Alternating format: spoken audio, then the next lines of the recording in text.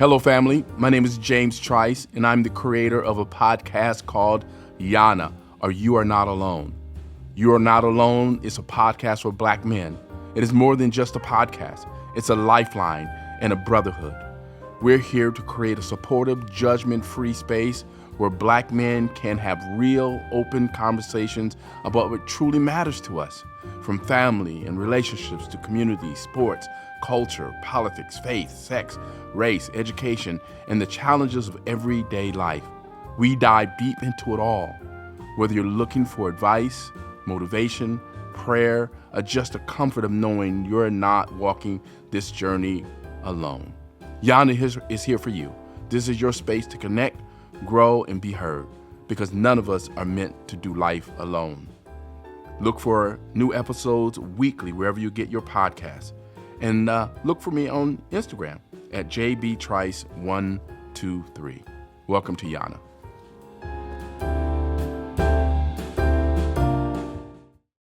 Grace and peace, everyone. James Trice here again with Yana. You Are Not Alone, a space for Black men, for us to come together in a space to talk about issues that matter most to us.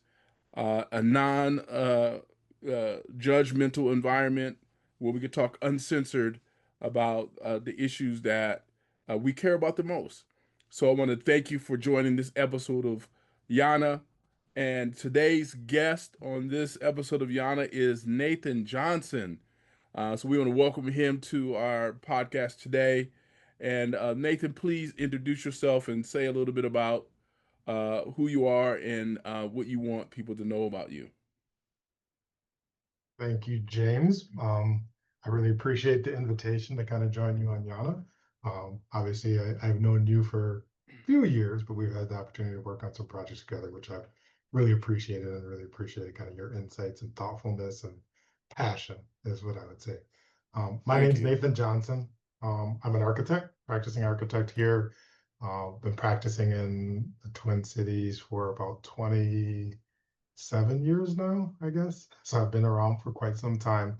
I'm actually born and raised in the city of Minneapolis. I did go away for about 5 or 6 years for college, but I decided to come back and kind of continue my craft here. At least on my mother's side, I have kind of deep roots to the Rondo community. My great grandfather and my great grandfather migrated here in the teens, and kind of landed in the Rondo community with a house on Rondo Avenue, which was eventually taken through eminent domain to build kind of the freeway. So kind of had those legacies of trauma in regards to kind of the stripping of property from Black families that maybe I'll spend a little bit of time talking about. In addition to an architect, I'm an educator. I've been teaching at Minneapolis Community Technical College for 20 some odd years. And I have 4 children.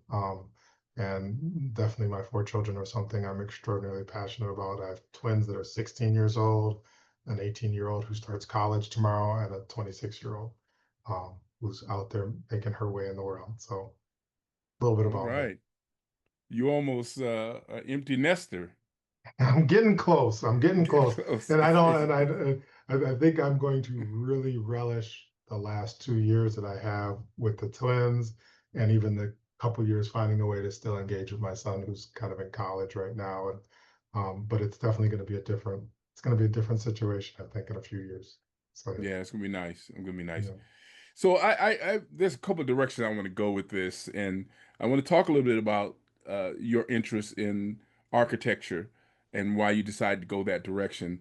But Mhm. also, I'm really, really intrigued by your history, your family's history with this reprehensible act that took place here in St. Paul, but it has taken place all over the country in many communities for multiple years, where Black people have been displaced for whatever reason, redlining or eminent domain or whatever else. And Rondo was one of the leading examples of the systematic overtake of Black and brown thriving communities. And you mentioned that your grandparents were victims to that. Could you talk a little bit about that, and then how uh, listening to your grandparents and how did that impact them, and how did they talk about that in your household, if they did at all? Yeah, it's kind of an interesting story, and it was almost like a double-edged sword. So what ended up happening um, in my family specifically, so my great grandparents had a house on Rondo, and it was taken, and I don't know if it was taken in the 50s or the 60s. I can't give you the exact dates of it, but obviously when they reconstructed, it was right off of Dale and Rondo Avenue. And then my grandfather and grandmother moved into a house on Aurora, um, just just east of Dale. And I want to say in the late 60s, that house was taken again through eminent domain or tax forfeiture or something like that to build Unidale Mall. And so I think it left kind of a lasting kind of trauma, at least in my family, in regards to it's been impactful. And so we dispersed. My grandparents actually ended up moving down to Rochester, Minnesota, and raised my three uncles. My mom was of age, so she was in college. And then when she chose to come back to the Twin Cities to raise my siblings and I, um, she chose to live in Minneapolis as opposed to St. Paul, which was kind of where the history is. What I will say though is that even with us being separated from our of that kind of community, that community is so strong that it's still very tightly knitted. And how it's tightly knitted, and I'll just give you an anecdotal story, is that my business partner and I were actually connected to our grandparents instead of our parents because our Mm, grandparents grew up on Rondo Avenue, and I didn't know either one of my business partners. When I was growing up. I went to school in Minneapolis. I went to actually end up at private school at St. Paul Academy for a period of time. But I didn't meet them until after I finished college. And then just happened to, he stood up and he was talking about St. Paul. I was like, I know St. Paul, right? And so we got to talking, and I realized that when I was in school, my grandfather introduced me to his grandfather to talk about architecture and the community kind of around us. So I think mm, even when I was in college, I went away to college, I was always kind of reflecting back on that history and that legacy of the Rondo community. So it's always been there. But there's also the trauma in regards to the forfeiture of land, which I think is true throughout this country in regards to how Black people in unique ways have been stripped of their real property and essentially being stripped of their wealth, right? And that's something which is kind of problematic in my mind. So it's something that I'm aware of, something I think about, and hopefully I can do a little bit better in the future in regards to holding on to kind of property and being able to build wealth for generations kind of behind me. So I would say that's my kind of Rondo's story. But we've also had the opportunity. One of the projects we're really proud of is we worked on Rondo Commemorative Plaza.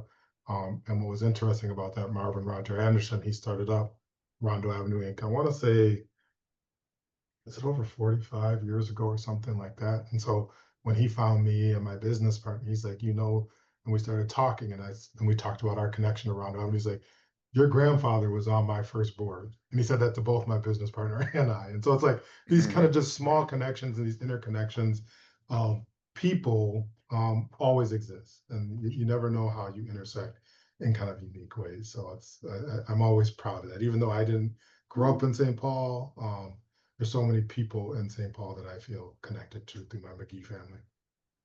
Wow.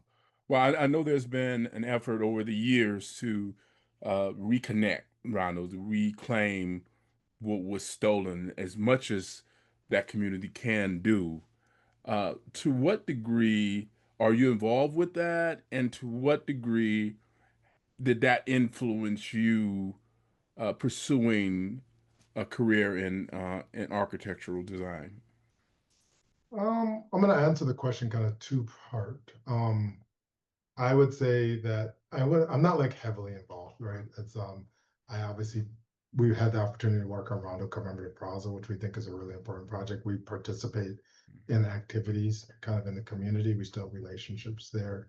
It was only recently, a couple of years ago, that my uncle sold his house that was still on Rondo. I want to say like Avon or something like that. When he passed away, his wife kind of sold it. But it is so I think we're connected in that way, like through familial kind of connections and stories. And my grandfather, his not his youngest, one of his brothers, is still alive, and so we'll kind of go and just have those Mm, conversations. We gathered the whole family here last summer, and we spent a lot of time kind of just working our way through St. Paul, talking about those legacies. So one thing that my great grandfather that brought him to St. Paul was to work the Great Northern Railroad, right? And I believe he was a waiter on the railroad. My grandfather then, as he grew up, he became a waiter on the railroad as well. So mm, they used to run from Minneapolis to Seattle. Not excuse me, not Minneapolis, Seattle, St. Paul to Seattle. Is what they would do. wow. So um, Okay. what's interesting in regards to my architectural career, I talked about the commemorative plaza we had the opportunity to work on, and that was a really significant project. It's tiny in regards to the scale of projects that we get the opportunity to work on. But it is extraordinarily kind of interesting and impactful for us. When I was in college, I went to Cornell University in upstate New York, and I chose as my thesis just because I wanted to learn more about the Rondo history and everything like that. I chose as my thesis to study Rondo kind of a little bit further and to talk about how do we how do we do Black empowerment through built form? And so that's something I did back in 1998. And so ever since then, I think we've always had this connection to the Rondo community, whether it's kind of volunteering or doing work with what used to be the Selby area CDC, getting projects like the Rondo Commemorative Plaza. We got a chance, one of our biggest projects. Well, it's probably the biggest project we've worked on in regards to overall scale. Not our part wasn't huge, is working on the Green Line light rail stations, and Hmm. really understanding how that was different um, than the freeway, where the freeway ended up through eminent domain, took a bunch of properties, and obviously I talked about how it took my grandparents' house. Um, as we were working on that, we were having conversations about, can this transit corridor be different than a freeway that kind of takes? Is there something that different that can happen kind of around that? So I had a lot of opportunity to work on a lot of projects in St. Paul within the Rondo community, which has been great. I mean, I've worked in a lot of projects in Minneapolis as well, but just kind of getting to work in these historically Black communities is something that I value, and I think will continue to do. I'll continue to do for the rest of my career. So what drives your work? What would you say, in a few words, what drives the work that you do? I think for me, just purely from an architectural design and the opportunity to do that is how can I be impactful in communities? And I think and even how you and I kind of met and engaged is around kind of community engagement, right? And so what Right. we discovered, I think I discovered early on, kind of in my practice, and as we were kind of building the firm, was like it's one thing to say that you're from the community. It's another thing to say that you're doing work within the community. It's another thing to say, I'm listening to the community. I'm trying to find ways to empower this community. And so I think that's something that if I can do effectively through any work that I do, is there ways that I can empower community, Hmm. specifically Black communities? That's something I'm very interested in, and something I think about quite a bit. Right. So, given our history, and we talked about the history of Rondo and other communities around the country that have been decimated by either freeways or eminent domain or whatever, America has used to strategically take away and strip away our wealth. Even Tulsa, and where they bombed it, and we go on and on and on. Central Park in New York, and over and over. We can talk about that. Um, Given all that history, what do you think is the most challenging thing now about being black in America? What is most challenging now? I mean, given all of this, and it seems like stuff has not changed. It's just like it's just reformed. Um, so you talk about what you think is the most challenging thing about being a black man who has a history. Your family has a history of this like happening to them directly. What do you think is the most challenging thing about being a black man in America today? I think there's so many challenges. I mean, obviously we are working a sector around kind of George Floyd Square, and I mean, I fear for my sons, kind of driving their Mm, cars out here, kind of in the real world, and how they can show up and things like that. I think it's challenging, and I think this has been talked about. A small history book, African American history book, but like Invisible Man by Ralph Ellison, Souls yeah. of Black Folks by W.B. Du Bois. But this Yes. need to show up sometimes in the world other than myself, right? Hmm. Because I need to mask or I need to hide who I am, so that I'm acceptable, Mm, in certain circles. So it's like, for me, it's like, how do I become authentically myself? And I'm not like, I'm I I wouldn't say I'm like traditional in regards to like my thought. I'm not. I don't think black men are a monolith, right? Where none of us, we all have passions, we all have that's desires, right. we have different ways we approach the world. But how can I consistently show up as authentically myself in every single venue that I enter? And that's something that I think sometimes can be a challenge. I mean, because whether you're trying to build wealth or you're trying to, um, not get attacked by police when you get kind of pulled over or whatever. I mean, I don't worry. I'm 50 now, so I don't worry about that as much anymore. But when I was in my 20s, it was a real thing, right? You get stopped, and none of my white friends could understand it. I mean, it's like, why don't you just no, that's, you don't know how much people try to emasculate you sometimes as kind of a black man, and I mean, it's tough. So those are the things I guess I think about, is like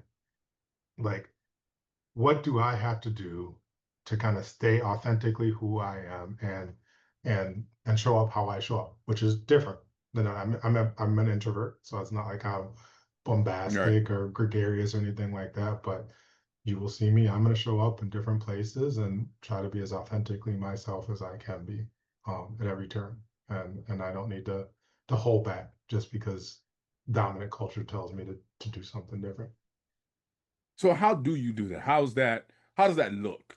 And how do you encourage other black men?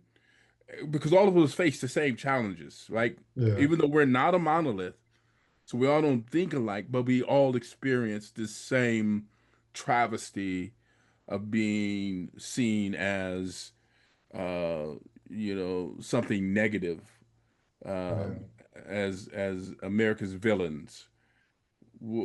How do we do it? I think a better question is, how do you do it, and how do you encourage other black men to show up our authentic selves without trying to put on the mask and try to be something else in hopes yeah, that we're not uh, the perceptions that America holds about black men um, are not. I don't know how to ask this question, but are not like visible, should I say, or not confirmed. yeah. Do you follow what I'm saying? Yeah, I think maybe a couple of things that come immediately to mind is like understanding that I belong everywhere I am, right? Hmm. And so I think initially it's like I have to work my way through some of that kind of discomfort. But if I am here, I belong to be here. I don't care if it's who's in that space, right? Because I'm here, I belong to be here, and I can be kind of myself. And I don't need to switch. So I think the term that they use, now, as the younger folks, is the code switching. I don't need to code switch, right? I can Right. just be Right. on. And I haven't. I mean, my accent isn't like historically like a very strong kind of African American male kind of accent, but Hmm. and I don't need to pretend like it is, right?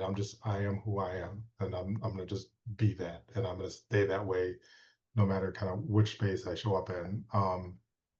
So I think that's kind of one thing. The other thing is, I think, affirmations. I mean, surrounding with people around you that are going to affirm who you are. And if people aren't going to affirm who you are, they can move to the side so you can bring somebody else in.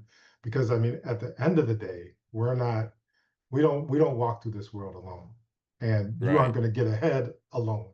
You're going to get ahead through support, through backing, through people believing in you. And then what I'm going to do, on the flip side is because somebody believed in me, I'm going to believe in somebody else, and I'm going to afford other people's opportunities. I think maybe the biggest challenge sometimes that we have, and I'm a business person, right, is that sometimes I just need an opportunity, and if you give me that opportunity, I'm gonna kick my way all the way through that door and make something really really spectacular happen. But um, sometimes we're not afforded those opportunities because, and then sometimes we're not even afforded those opportunities because we don't. It's uncomfortable in regards to belonging. I'm like, no, I belong right here where I am, and no one's going to tell me anything different. I mean, and I think, what you said is like spot on. I think all we as black people, black men, ever need really is an opportunity.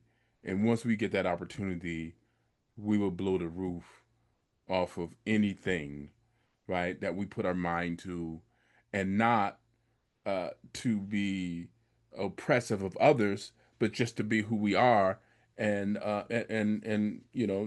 not to be overly critical or not to decry anybody else, but it's just to just be who we are as black men.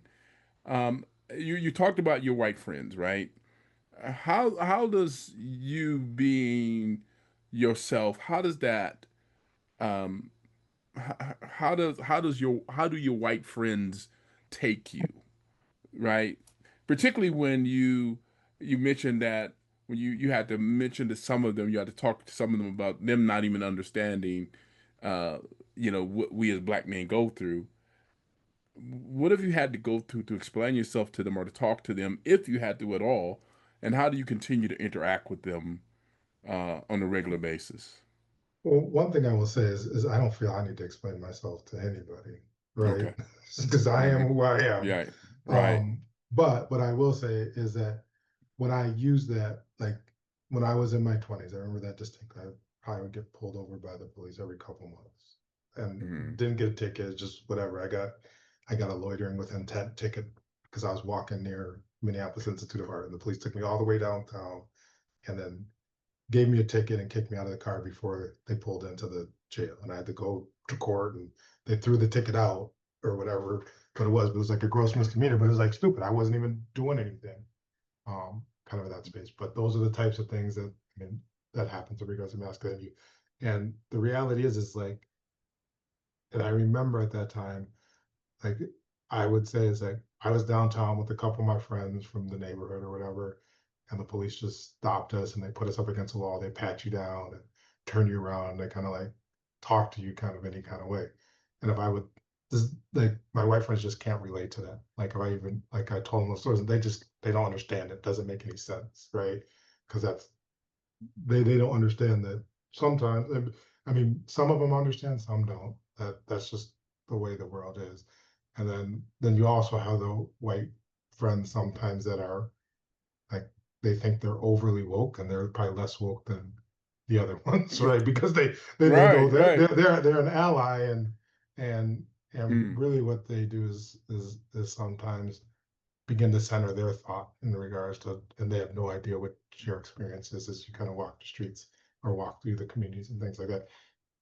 I will say I don't have a lot of white friends. I have some, and they're long-term white friends, and we're just friends, right? And it's somebody I can communicate with. I don't wade into kind of all their cultural heritage. They don't necessarily wade into all my cultural heritage. They just know like if I call them up, it's like we can engage, we can have our kids, but whatever it is, right? And that's just kind of what it is. But I don't spend a lot of time trying to convince or tell people my experiences because that's my experience, and if you're not, and you really sometimes you just can't relate. Um, and if I Right. tell them, it's like, yeah, I don't need any sympathy from I you. hear that. Yeah, so. Right. Right. So thank you for that. So what are you most concerned about with regard to uh, our black people um, right now, particularly given this present political climate that we're in? Yeah, I mean, I think about it a lot. I want to build black wealth, right? I spent my time. I did my pilgrimage to Tulsa and heard about the Black Wall Street from one of the. I think it's called the Real Black Wall Street in Tulsa, Oklahoma, where I mean he really tells a story in kind of a substantive way. I know about my experiences in Rondo. Whenever I go to any location, I look up Black history. So I've been to a lot of Black history museums throughout kind of this country. And so one thing I'm really interested in, and I started a little bit late in my 40s, but it's like, how do we start thinking about how to build legacy and Black wealth for the next generation? And so that's, I think, what really percolates my mind. And like, I'm even telling myself, it's like, nobody did this for me. And like my family, Hmm. specifically on one side, had a really tough time in regards to like they'd make money, but they'd Hmm. spend money, right? And so it's like, what could I do differently? So I was like, just an idea I kicked out of my head is like, could I put a couple $1,000s when my kids start working?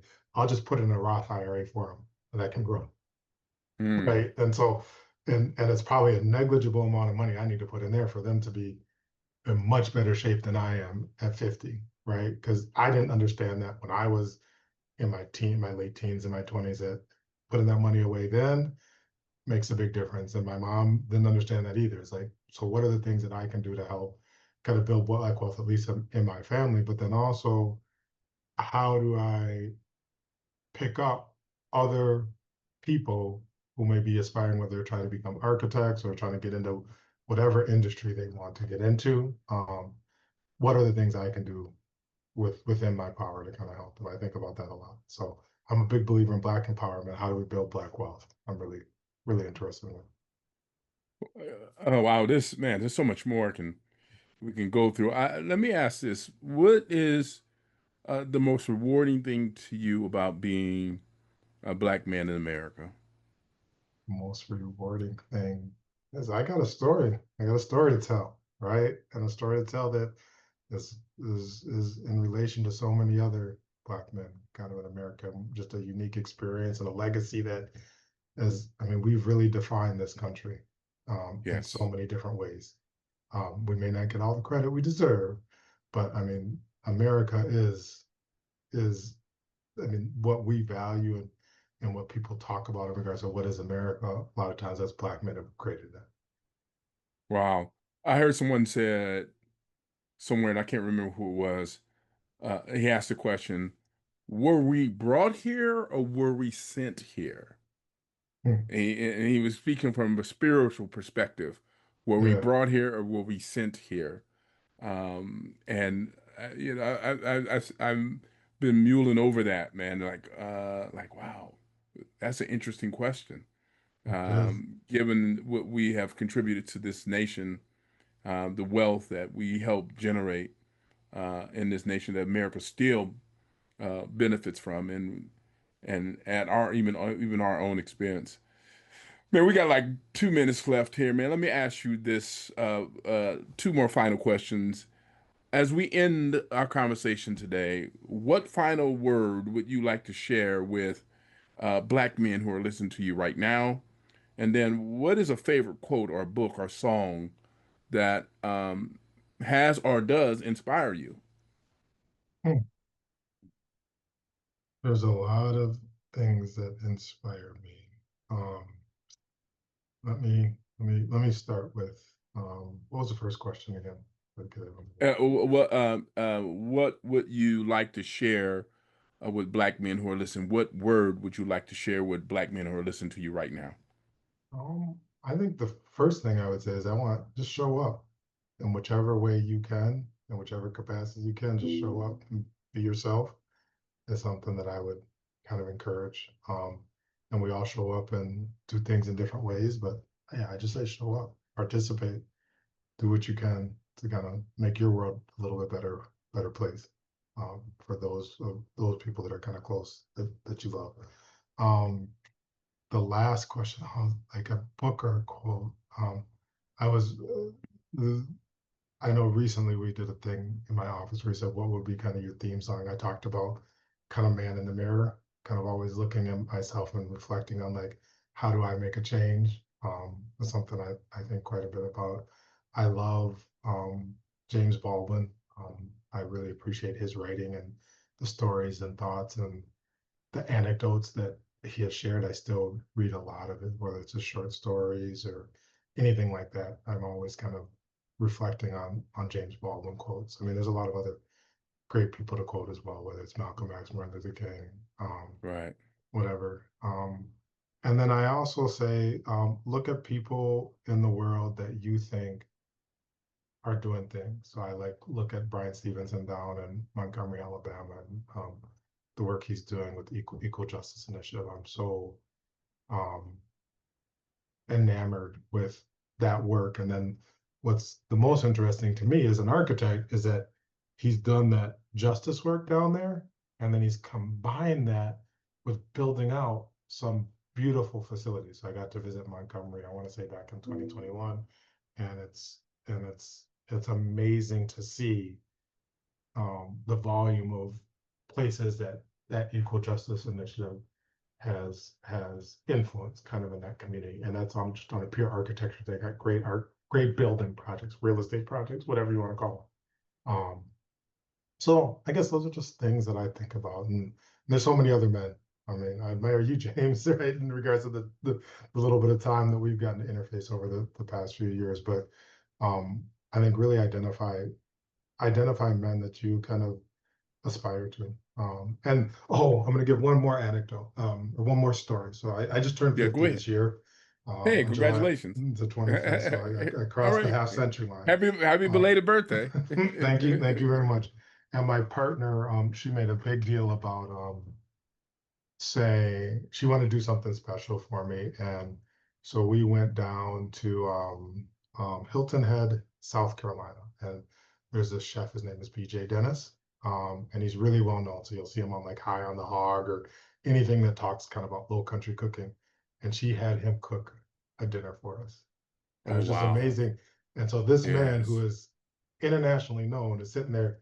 He's making food for you. He's actually giving us plates and everything. And he was just like the most humble person kind of in the world. And I kind of think about that in regards to my character, no matter how big or if I'm big or small I am, I'm just a man, a black man.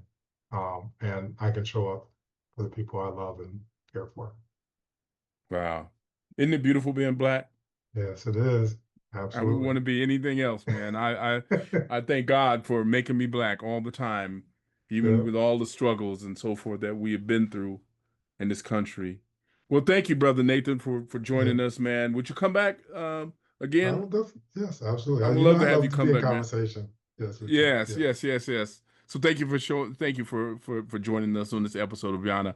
Thank you, ladies and gentlemen, for listening to this episode of Yana. This is a space for black men to be real, to be heard, to be listened to, and to really talk about the issues that matter most to us. So thank you for joining this episode of Yana. And remember, go to my YouTube page, like, subscribe, and follow. Go to Yana, Yana, James Trice on YouTube. And you can also catch episodes of Yana on Apple Podcasts and Spotify. Until next time, remember, we're not meant to do life alone. Grace and peace, everyone. Thank you. Yana is here for you. This is your space to connect, grow, and be heard because none of us are meant to do life alone.